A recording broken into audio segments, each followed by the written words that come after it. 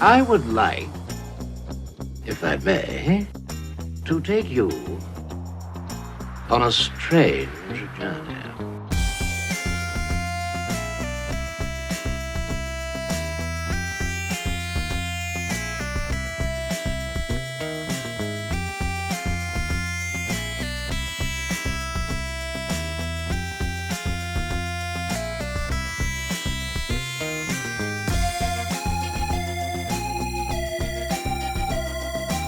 Greetings, everyone. Welcome to the CULTWORThy. I'm your host, Antonio. I've got two very special guests today talking about a film and a label that I'm very excited about.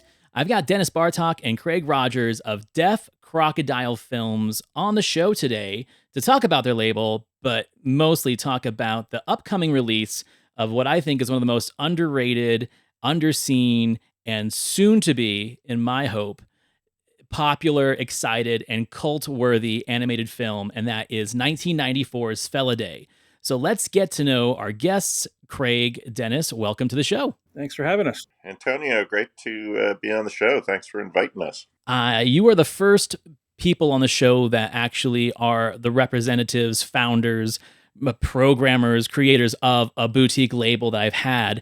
And I'm really excited about this because the content that you bring to your catalog is so unique to the Blu-ray boutique label community because you're really focusing on world animation, cult animation, LGBT plus films, and just pretty much horror and obscure cinema from around the world. When I look at the titles in your catalog, it's like I'm looking in a history book of cinema that no one else is really covering and that we've never seen on streaming. And for the most part, I'm a cult cinema podcaster. No one in my circle really talks about.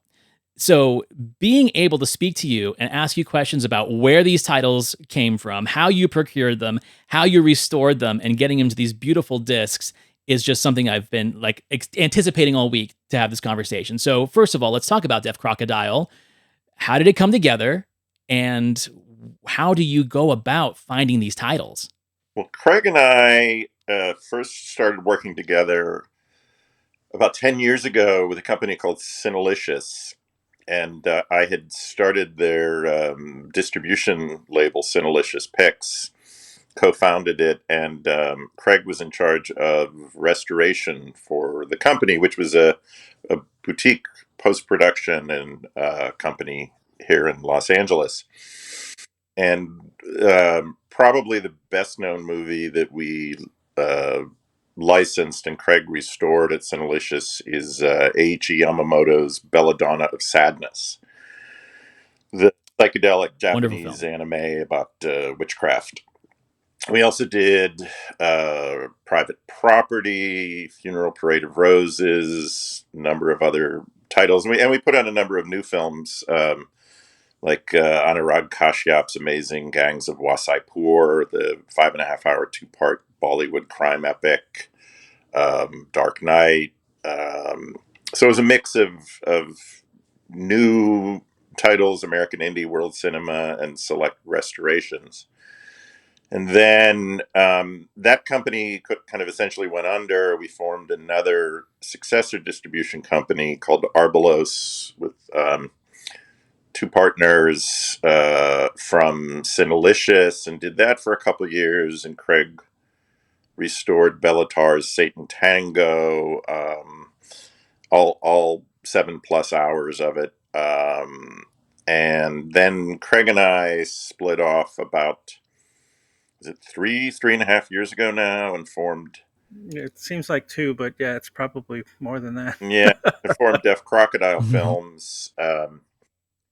And as you said, probably 75% of our catalog are restorations of world cinema or world animation titles, cult kind of fantasy, horror, sci-fi, sort of the intersection between kind of art house and genre films. But then we also continue to put out a number of new films that we're really excited about. We have 4 features by the amazing Iranian filmmaker Shahram Mokri who did Fishing Cat and Careless Crime. Another amazing new Iranian film called World War III by Human Sayedi. We have a number of Indian and South Asian films that we really love, like Gadi, Children of the Sun, and Boomba Ride, and two films by Achal Mishra, Dewey and the Village House, young, amazing Indian filmmaker. So we do try to, continue releasing new films, but primarily our focus is kind of finding, restoring, and releasing movies that, for whatever reason, have slipped through the cracks of film history. Fascinating. Where did the name DEAF CROCODILE come from? DEAF CROCODILE came from a story that was told to me years ago by the actor Terrence Stamp. So I used to be the head of programming and later executive director for the American Cinematheque, which is a nonprofit film group out here in Los Angeles. And I had Stamp as a guest one night to screen several of his films. He was in Superman 2 and The Limey and Billy Budd and The Collector, all these wonderful, wonderful films. And he called me up the next day just to shoot the breeze, and we wound up talking about Victor Mature, the kind of square-jawed American movie star from the late 40s, 50s, and early 60s. And he told me this amazing story that Mature in the late 50s was shooting a kind of safari film in Africa. And the director, who I think was Terrence Young, who directed a couple of the early James Bond movies, wanted him to get out of a canoe midstream and wade to the shore holding his rifle above his head. It's the kind of shot you've seen 1,000 times. And Mature looked at the rushing waters of the river and said, I heard there are crocodiles in there. And the director said, yes, that is true. The river is infested with crocodiles, but don't worry. Since dawn this morning, I've had production assistants running up and down both banks of the river, shooting guns and banging pots and pans. And trust me, by the time we film, there won't be a single crocodile left in that river. And Mature looked at the water again and looked back at the director and said, what about the deaf crocodiles? And I was like, oh my God, that's fantastic story. And I thought it was apocryphal. And then a couple of years ago, I was surfing online looking for, Victor Mature stories, as you do. And I found a news clipping that said, Victor Mature has misgivings about deaf crocodiles. I actually shared it with Mature's daughter, Victoria. And she's like, oh my God, I never heard that story about my dad. So apparently it was a true anecdote. And then when Craig and I were kicking around names for the new company, that just came up. And Craig, maybe you can tell the story about the logo, which I love. Yeah, well, we wanted something somewhat lighthearted, not too serious, but also have ties to film history. And so after hearing that story, that just seemed like that's the name. It also benefits from being a weird combination of words that when you Google search, a million other things aren't going to come up. So then I reached out to an artist friend of mine and asked if he'd be interested in designing our logo, and really just kind of very briefly described what we wanted. And he quickly sent back a drawing, and Dennis and I were both like, V1, you nailed it. Like, that's exactly what we wanted. It was there was no back and forth. It was literally like, yep, that's it. Yeah, I like it. Like the old fashioned hearing aid, wearing a waistcoat and a top hat. It's great. Shopping cart full of He has a name now, Romero. And oh right, yes, we had a contest to name him, and yeah, the name Romero won, and a lot of people just assume immediately that it's named after George Romero, but it's actually named after a silent era actor who basically kind of invented subtitling for hearing impaired to be able to enjoy films. All right, so you guys cut deep in your references, even in your logos, not just in your releases. I love that. Well, we thought that was a wonderful tribute. We actually had hundreds and hundreds of names. Oh, it was incredible how many submissions we got. We didn't expect that much feedback, and I think we ended up with almost 800 different names. Oh yeah, like one of the ones that I actually thought was really great was Crocstopher Lee. There were lots of puns. We had a lot of puns, but then someone suggested Romero as a tribute to this pioneering actor and advocate for the hearing impaired, and we were like, "Oh, that's great. That would be a wonderful tribute," and hopefully kind of spread the word about the real Romero's kind of groundbreaking work. And to that end, actually, Craig, maybe you could tell that we now do. We make available transcriptions of the commentary tracks or visual essays that are on our discs. We either get the scripts from whoever did them if they work from script. If not, we get them transcribed. And so in our discs, inside there's a card with a QR code and a web address that you can go and access PDFs of the transcribed material. That's amazing. I love that. And again, it kind of leads me to my next question, because things that we can do now with physical media, especially what boutique labels like yourselves are doing, including all these different things into the packaging, into the experience. So I got to say, like, we live in a fascinating time. For me, I think I'm like the right age. I'm a older millennial. I'm 43. So I've been able to live through beta, VHS, LPs, CDs, cassettes, pretty much every type of physical media that's existed and mass marketed, I've been able to experience.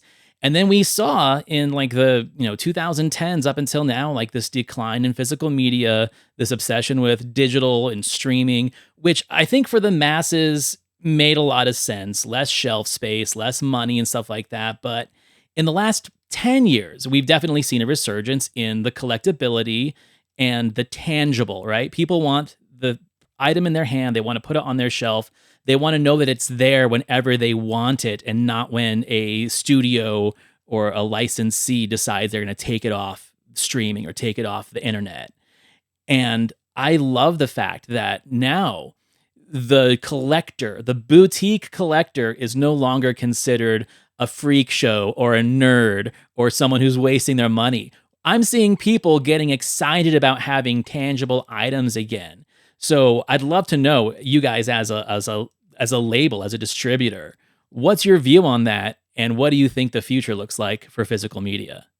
Well, I mean, we're both big physical media fans. I mean, I don't know if you can see, but we've got a literal wall of records. Yes, you do. I have many thousands of LPs, 45s, and even here you can see a whole mantle full of Blu-rays waiting to be watched.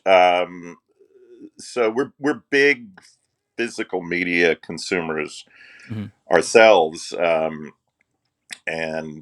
we love.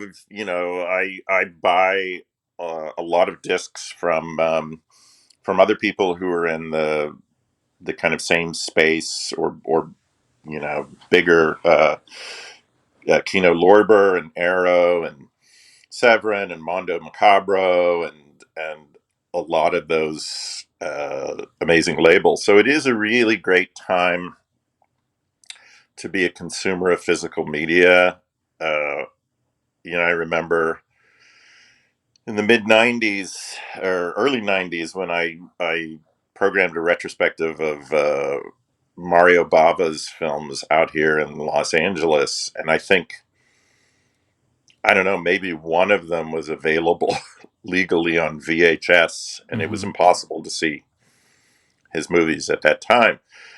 and now almost everything he directed has been released and re-released in beautiful restored Blu-ray, and I think maybe they're even doing 4K UHD editions of them now.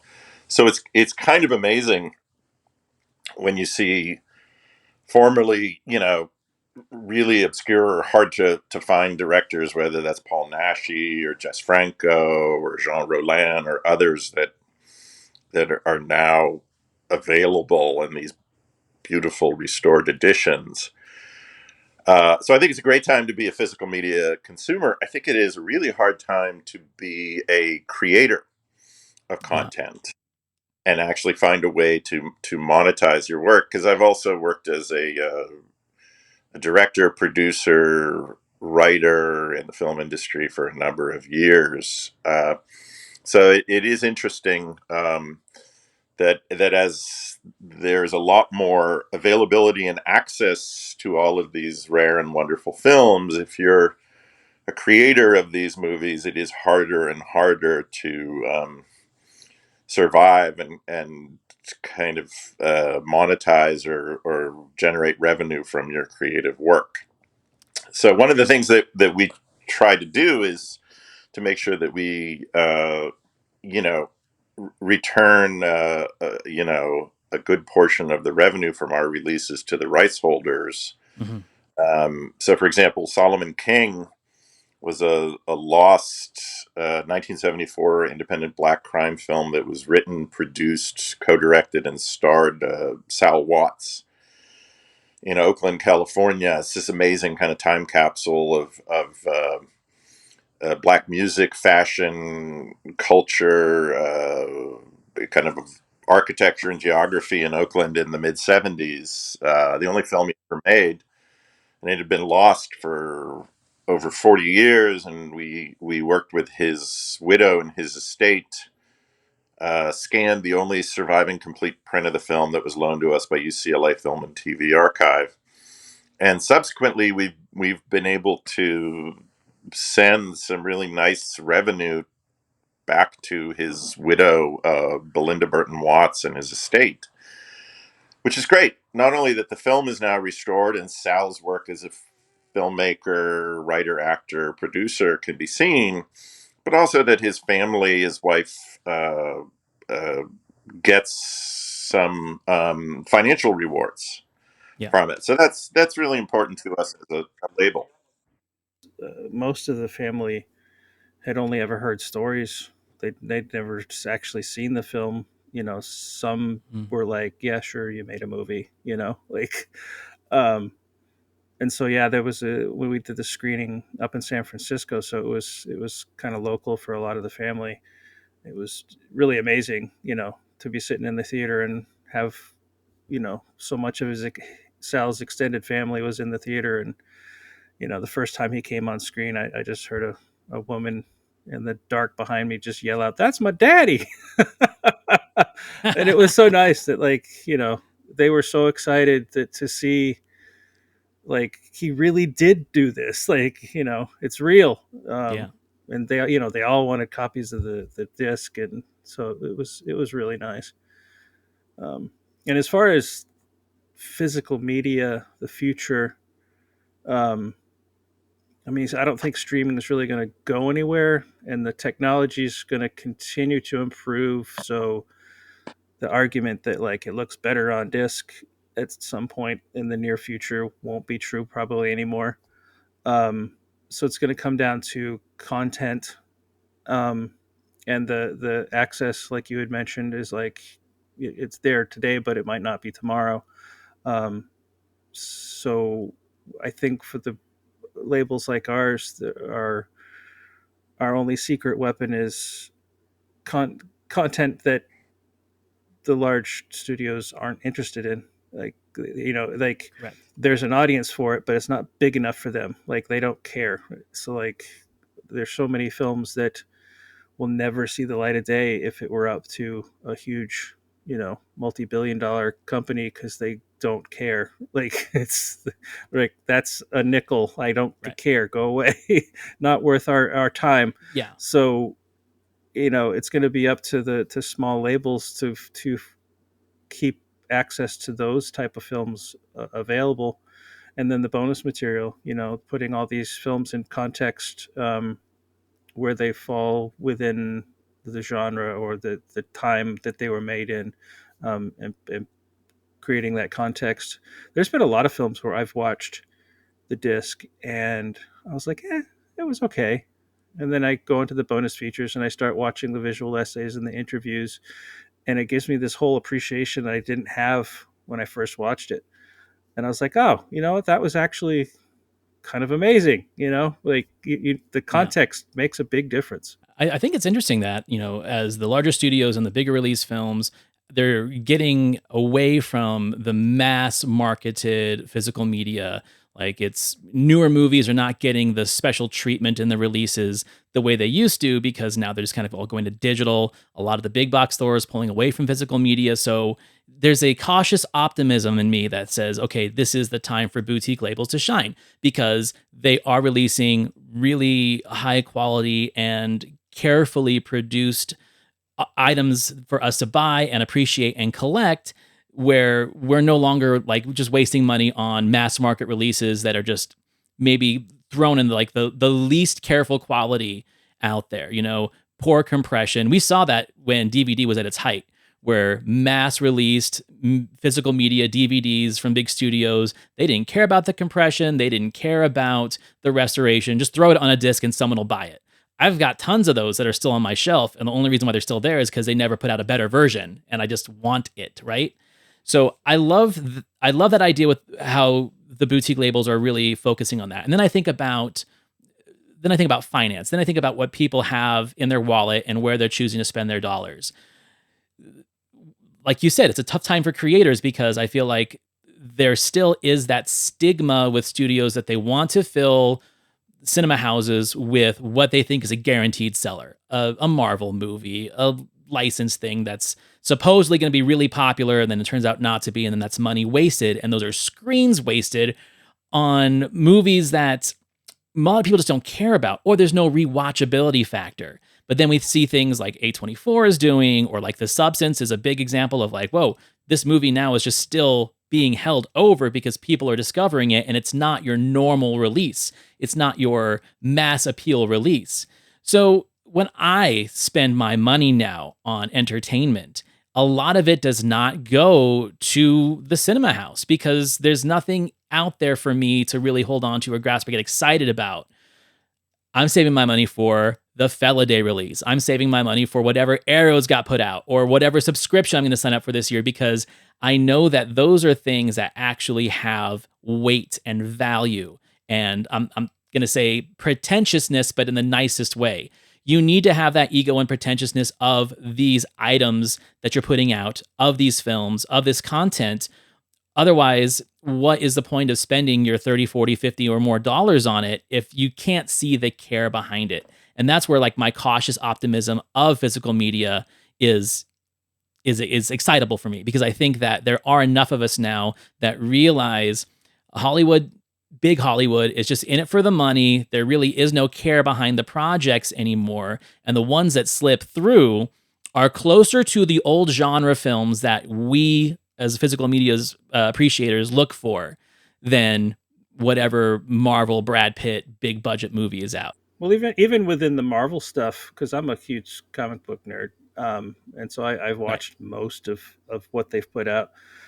But as far as like critical praise, probably the best regarded thing they put out in a while was that Werewolf by Night one episode. Loved it, because they Right. let the filmmaker do something different.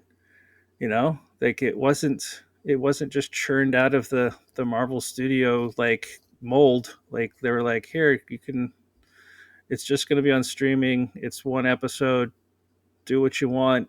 And it's fantastic. It's so much more artistic and interesting than most of the stuff they've been putting out, because they hire these big name directors because they want the name, but then they don't let them do what they do. They don't let them do what how they got their reputation. Like I saw the Doctor Strange movie. I was excited. Sam Raimi directed it.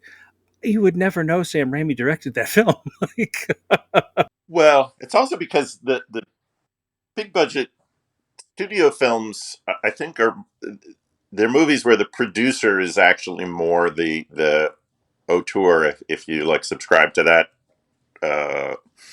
idea of yeah, like the Marvel movies, you filmmaking. could tell within a couple of scenes, you're like, oh, that's like James Bond. You can look at a still and go, that's a Marvel movie. It's kind of like the Simpson Bruckheimer in the 80s. Like, you could look at a still from one of their films and you know that's a Simpson Bruckheimer film. You know, it doesn't matter who directed it. It's a Simpson Bruckheimer production. Yeah. No, we actually, when I was programming at the Cinematheque at the Egyptian Theater, we did a retrospective on Jerry Bruckheimer.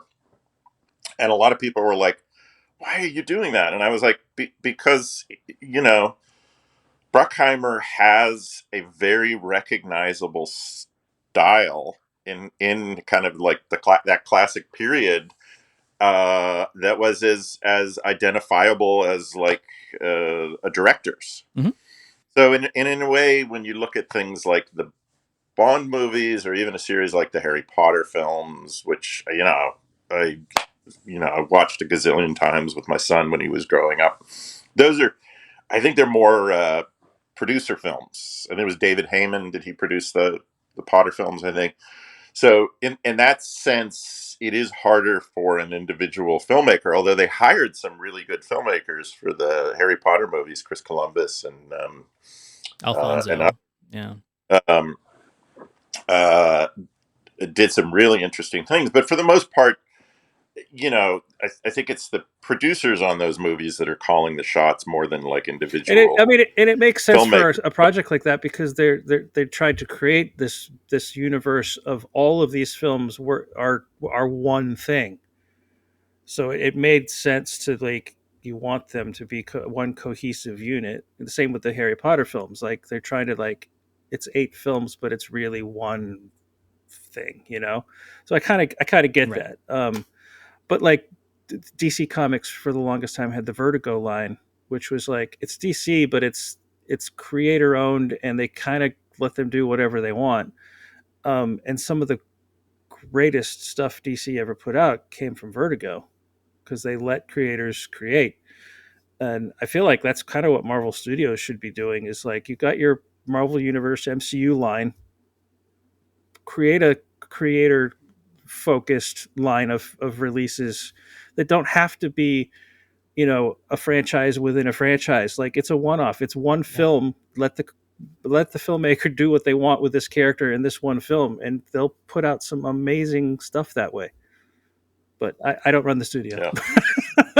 You don't run the studio, and it makes it, and that's the hard part too. Is like because then it does become that battle of the bottom line versus fan and critical praise and clout. And it really makes them wonder, like, what is more valuable? People actually liking something or people actually putting money into something? That's always been... the Deadpool Wolverine, I saw that and I was like, that was one of the lamest, most just kind of boring things I've ever seen. And it's made $1 gazillion. And I'm like... Yeah, it's just 2 hours of the two of them fighting. I'm like, well, they got it. Yeah. They did this one like 10-minute fight, and they literally cut to the next scene where they start fighting again in the car. I'm like, we just saw this. Although I have to say, my wife and I actually have a Honda Odyssey minivan. It's funny to see that. I did realize, I'm 52 years old. Like, 17-year-old me probably, would have been like, oh my God, that was so cool. I know, which is, and of course, to segue to a movie that is about as non-cookie cutter as you can imagine, FELIDAE, which has been very difficult to see. Although there was a German DVD release of it, I think almost 20 years ago. Up to this one, I think that's been the best possible release is you got the German disc and have a region-free player. That was the best you were going to get. And I believe that's the one that was uploaded onto YouTube a bunch of years ago, because I think that's the version I saw. Because there was a German dub and an English dub that has been on YouTube for a while floating around. And I feel like it pops on and off. And I agree. That's something that Well, FELIDAE was based on a very popular series of, I guess you would call them kind of like YA, young adult novels, by a Turkish-German writer named Akif Perinci, about they were kind of like gothic occult horror / detective noir hybrids among a group of domestic cats. Yeah. Right? I always feel like it's like The Name of the Rose, but with cats. Yeah, or when you see the finished film, it's animation that looks like it's aimed at kids, right. but it's clearly meant for adults. The way that the Plague Dogs or Watership Down, and a number of the animators had actually worked for Don Bluth.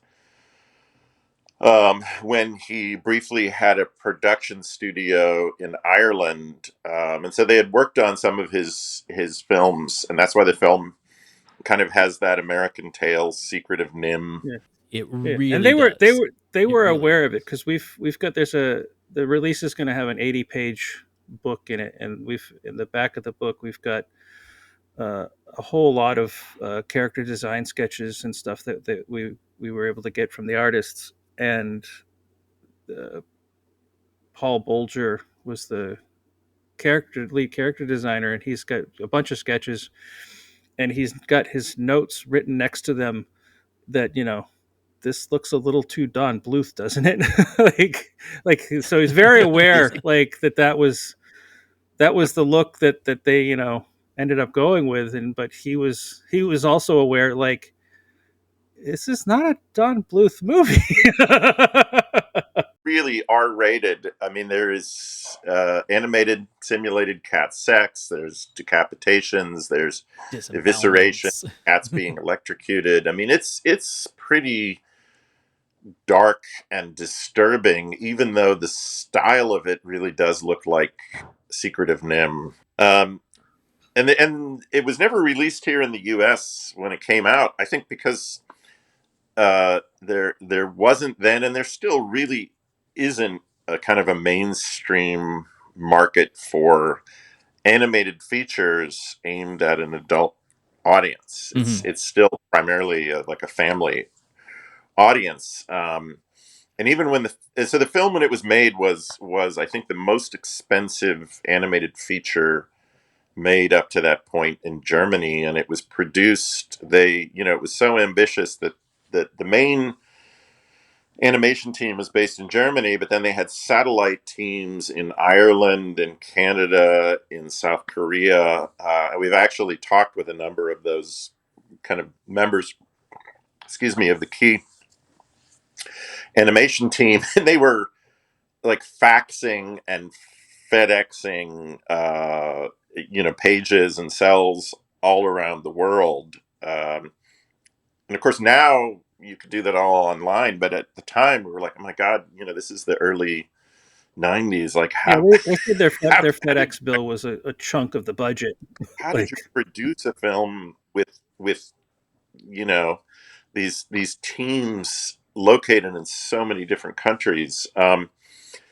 So I think at the time the film was just too strange and bloody and weird for a U.S. release. And then in the past few years, the writer of the book series, Akif Perinci, has become a really controversial figure in Germany because he's made a lot of kind of far right anti-immigrant statements, and so there's been a lot of negative publicity surrounding him.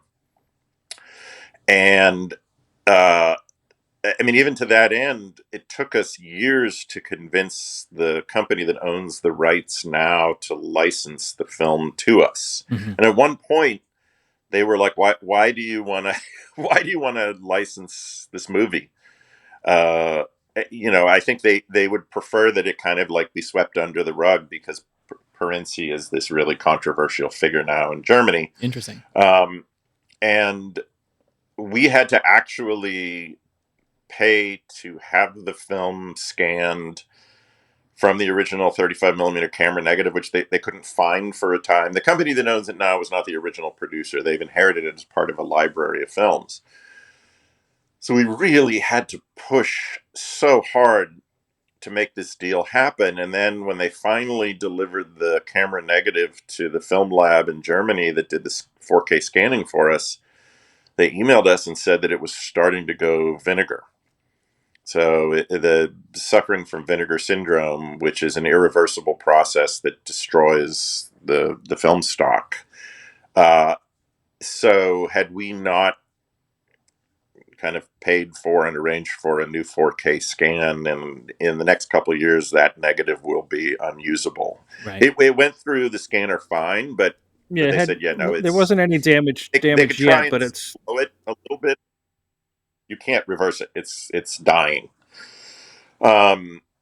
So that was another thing, is that, this is where companies like us are often in the position of doing the kind of restoration work that the rights holders should be doing, but in many cases can't afford to do, or they're just not. They don't care. They don't have in-house restoration capabilities, and we're really fortunate because Craig is, he does studio level restoration for our projects. I mean, maybe you can talk about working on FELIDAE. He's also a cat lover, cat owner, cat person. So this will be the third cat themed animated feature we're putting out after. It's kind of funny that some folks online are starting to notice. They're like, "This is your third cat movie," and I'm like, "It's not accidental." That's funny. Cat City, the Hungarian film, we're just now shipping Tamala 2010. first ever US Blu-ray, Tamala 2010, A Punk Cat in Space, and now we've got FELIDAE. So yes, there is a theme, and we've even joked about putting out a cat label. No, not a sub-label, but a box. Yeah, kitty box. Yeah, that'd be funny. Yeah, the litter box. Yeah. It's funny because I did cover, I do an animation April every April on my show, and we did FELIDAE 2 years ago as part of it under our Traumatic Toon series. And Cat City is actually going to be on this coming April's Animation April. And the fact that I looked at both of them are now in your guys' label, I'm like, oh, that's fantastic that 2 of these cat movies are in the same label. And then I'm like, wait a second, there is a cat theme going on here. What's up with this? We're always looking for more. Had we not kind of taken the leap and committed to licensing, and now paying for a new scan and restoration that Craig did, the negative again will be unusable in a couple of years for FELIDAE. And then we've gotten a number of comments, people saying, you're putting out the original German language with subtitles, but why isn't the English dub on there? Mm-hmm. And there's a simple reason. We actually asked if we could license the English dub of the film, and the rights holder can't license the rights to us. They can't locate the contracts with the actors. Gotcha. And so legally, they couldn't give us the rights to include the English dub that was done for the film, decades ago. And if we can get alternate language or dub tracks, sure, we'd love to do it. But for the most part, we're committed to putting out the original language versions of films with subtitles. Or if they're in English, we do SDH subtitles for the, hearing impaired, of course. And the English dubs are, they're not always even with the film's rights holder. Like sometimes it's if it's for a different territory, someone in that territory that's distributing it will have produced them.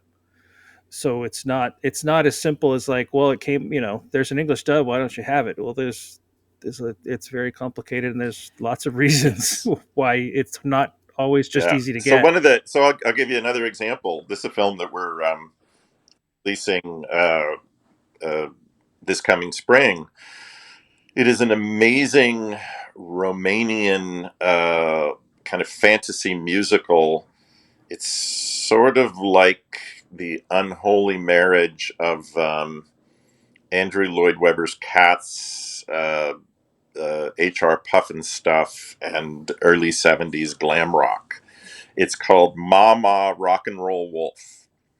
And it's was made in Romania, directed by an amazing Romanian director named Elisabeta Bostan. It was very popular there. She's still alive. She's in her early 90s, and is one of the kind of most important female filmmakers who worked in fantasy starting in the late 60s. And this stars members of the Moscow Circus and the Bolshoi Ballet, and they're all dressed up as furry anthropomorphic forest creatures. So there's squirrels and wolves and sheep. So it is like you're watching Cats, and then they all are dancing and singing early 70s kind of glam rock opera songs. And then the last third of the movie is all set on ice, so it becomes like a Romanian ice capade. Ice capade, fascinating. I love stuff like that. It's amazing. It is one of the most bizarre, mind-blowingly weird and wonderful musicals we've ever seen, films, period. So it was a Romanian Soviet co-production at the time, and then strangely, it has become a beloved cult favorite in Scandinavia, where it was released, dubbed into English, recut, and then shown on TV, panned and scanned. And as much as we would love to include the English dub, because they actually translated the songs and they re-recorded the songs in English, the problem is the company that did that, they did this decades ago. I mean, literally like almost 50 years ago. So it wasn't the original producers who created this dubbed version, and they recut the film, right? They reshuffled it. So it's not like we can just, even if we could find the rights to the English dubbed version, you can't just put it on as an alternate track because it won't match the version of the film. You would actually have to go in there and reconform the movie. The great thing is that we, working with the CNC Romanian Film Center and the Romanian Film Archive, at our kind of urging, they did a brand new scan from the camera negative of the film because the materials they had on hand were not really up to par. Yeah, they had a very old interlaced HD telecine was what they had, and we're just like, they sent that to us, and I was just like, oh, we can't use this. I know. So it's so funny. We go to such extremes, like for FELIDAE in particular, not only licensing the film, gently, persistently twisting the arm of the distributor who did not want to license the rights to us, paying for a new scan, paying for the restoration, audio, all the work. And then people are like, why isn't the English dub on there? We're like, yes, but you have this beautiful 4K UHD version of film that has not been possible to watch legally in the US before ever. And to be honest, and honestly, the German actors are so good in FELIDAE. Like I could just listen to Bluebeard.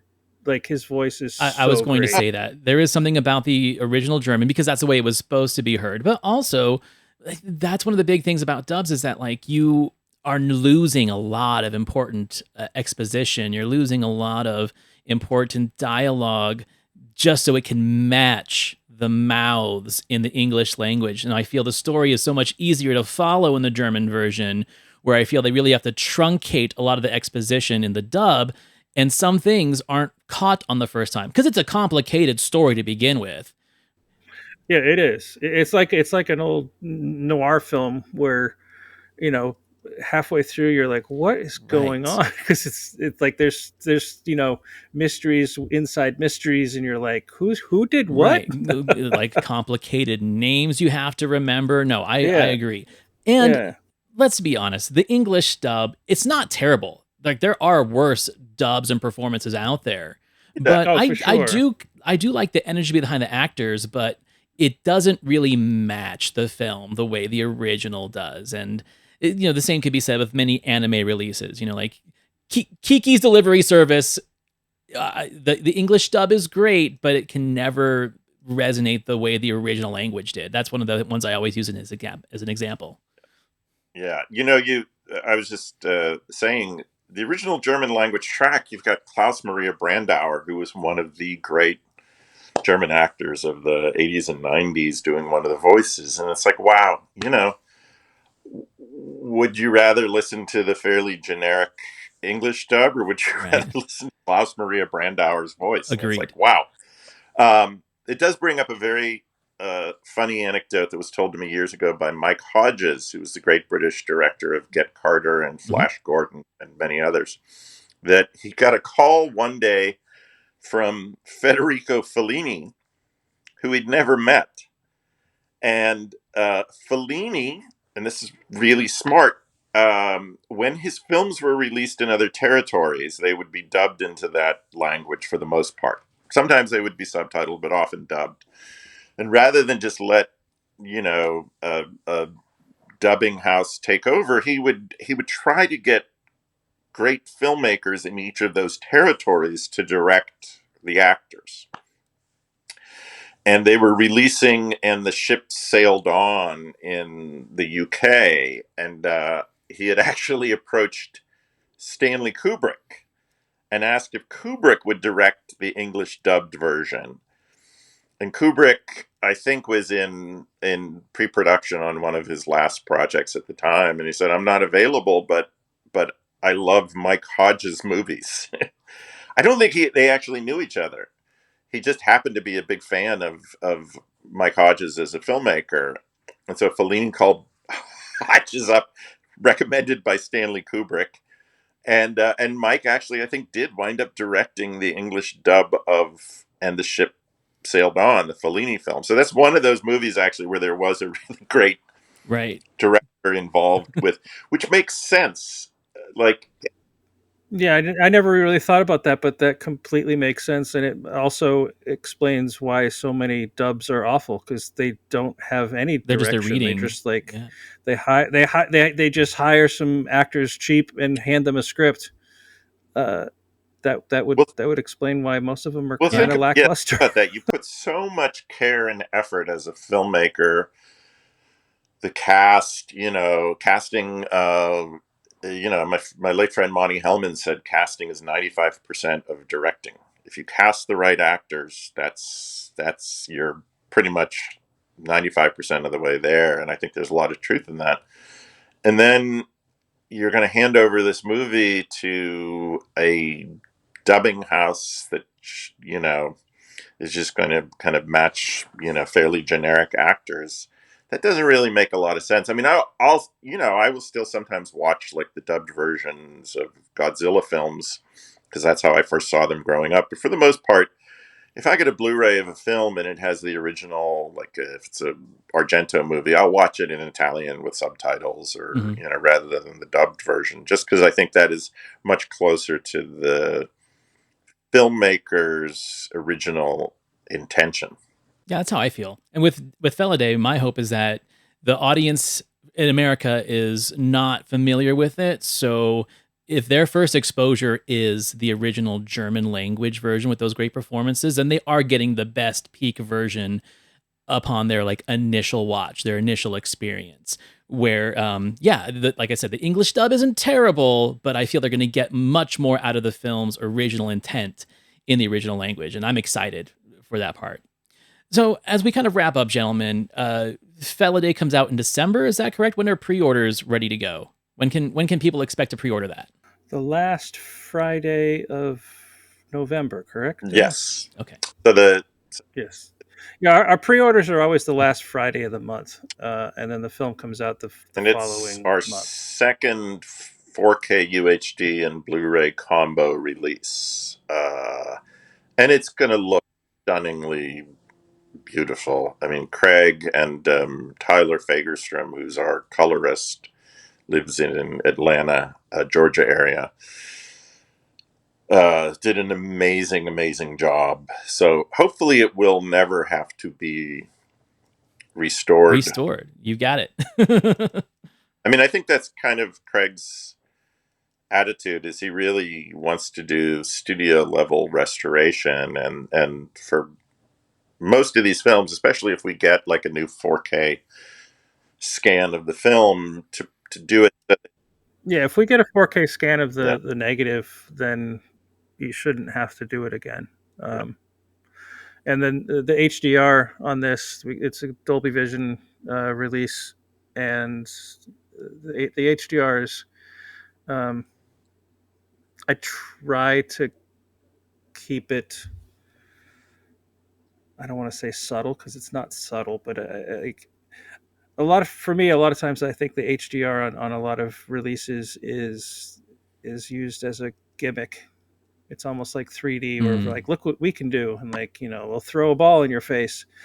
And with the HDR, a lot of times it's just like, well, that's bright, so we're gonna make it like, I've got the ability to make it really bright. And so as I say, like, 90% of my notes on the grading were just like, dial that back, dial that back, dial that back. That said, there's a chase sequence at sunset that's so gorgeous.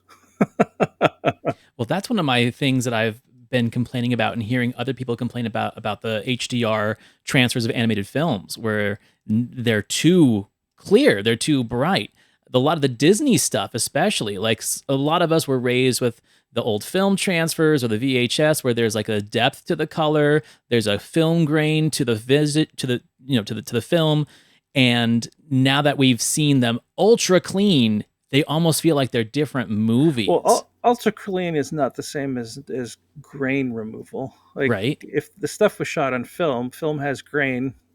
There should be grain. There should be grain, right? If it's a digital animated thing, then yeah, like it was never on film. There won't be grain. I don't get rid of grain. Like, if it's the film stock, that's what the film stock looks like. Right. Well, excellent. So, FELIDAE, last week of November for pre-orders. Where can people get subscribed to your content, the website, and are there any perks that people could look forward to being a subscriber? Well, like subscriber, well, I mean, like the newsletter, we tend to try and let newsletter folks know things before we spread the news elsewhere, so you'll hear things a little sooner if you're a newsletter subscriber. As far as subscribing to like our disc releases, those enrollments are closed until December. We'll open up to 6 month again, because the original 6 months ends with the FELIDAE release. So in December that'll open up again, and the real advantage to subscribing is that you'll get everything we release. Get a little bit of a discount. There's not a whole lot of room for a huge discount. Yeah. And then we tend to ship the subscriber discs out with the promo copies that go out to press and stuff. So subscribers will get theirs before, release date. So and that'll open up again in December. Okay, well, I can't thank you both enough for joining me today to talk about your label, about FELIDAE. I mean, I'm going to try and get people to go back and listen to my original episode where we reviewed it and covered it. And I'm probably going to do it again with the new release and all of the extras that we get to see, and talk about all the great things that people missed from, watching the bootleg versions or the YouTube versions over the years. So that's really exciting for me. So any last words from DEAF CROCODILE on FELIDAE or on your releases, or what to look forward to in 2025 before we let you go? I would just say that, we were really overjoyed that we were able to include conversations with the director of FELIDAE, Michael Schock, who is essentially retired from animation. He lives on a farm out in the country in Germany. And he was incredibly supportive. And I think kind of delighted that we had reached out to him, because he sort of, left that part of his creative career behind. But he was very generous. He even sent us some of the original animation cells that he still had from the film.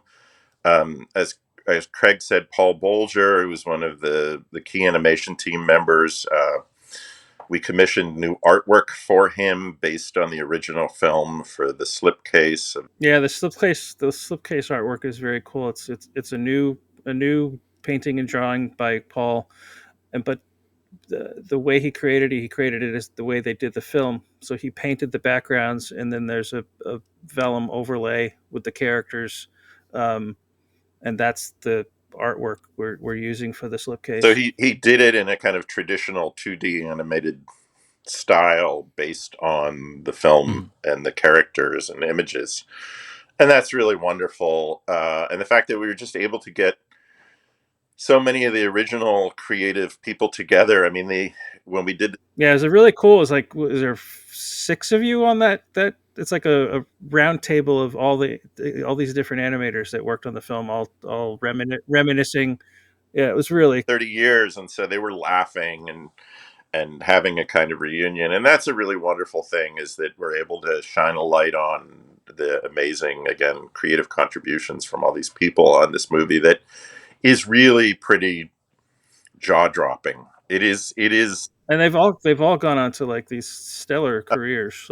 Like this was, for most of them, this was like very, very early, like one of the first things they'd worked on. So it was very cool to see them all together and talking and reminiscing, and that was a lot of fun. Fantastic. Well, I can't wait. And to all my listeners, my viewers, I'll have the links to DEAF CROCODILE and all the information about the upcoming releases in the notes of this episode on both YouTube and in the audio versions of the podcast. Gentlemen, I'm just going to be keeping an eye on what you guys have coming out in 2025. And you may be hearing from me again to talk about some other exciting projects. Amazing. If you like animation, 2025 is going to be a good jam-packed year with a lot of rare, beautiful, and a lot of animation. Romanian glam rock musical. That's the one. You sold me on that one. Mama Rock and Roll Wolf is just mind-blowing. I think people are gonna love that. Well, everyone, thank you for watching. Thank you for listening. Don't forget to subscribe, rate, review, 5 stars. Please click the link for DEAF CROCODILE. Check out all the great releases they have, and stay tuned for FELIDAE, because that is what I'm most excited for. Gentlemen, I hope you have a great day, and thank you for joining me. For having us on. Yes, thanks a lot.